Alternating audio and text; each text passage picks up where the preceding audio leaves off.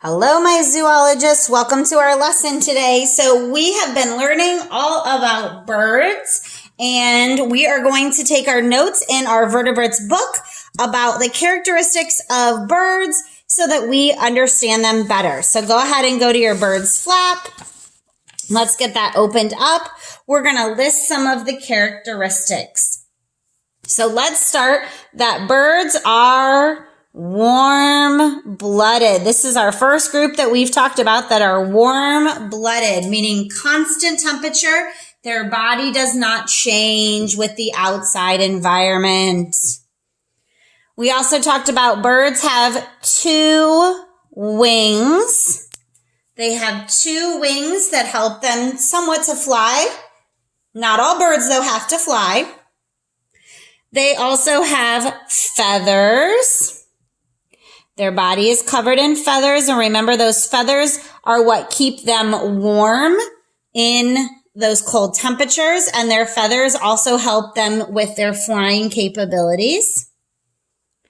Birds lay eggs, those hard eggs, and they take care of their babies. So let's add that. They lay eggs, and they take care of young.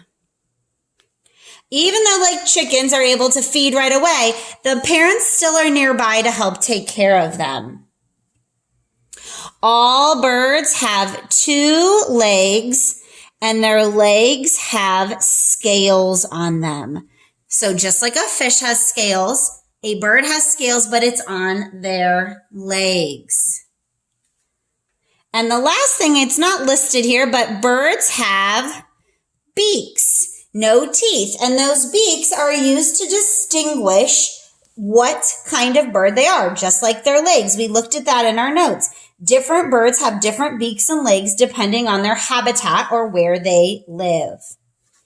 I'm going to put a little star here because we did talk about this, that birds have hollow bones. Remember, that means that they have the holes in them, which helps them fly. But an ostrich, even though he has hollow bones, is just too large and heavy to fly, so he is not able to. Let's put some examples of birds. So let's put our ostrich, which we know doesn't fly. Let's label our penguin also. We learned he doesn't fly. Let's put a parrot. I always think of a parrot when I think of birds. Here in Florida, we might think of flamingos, or even an eagle. So some different kinds of birds. Good. Hopefully you have written your notes. Remember, when you do your quiz on birds later this week, you may use your notes to help you along that way.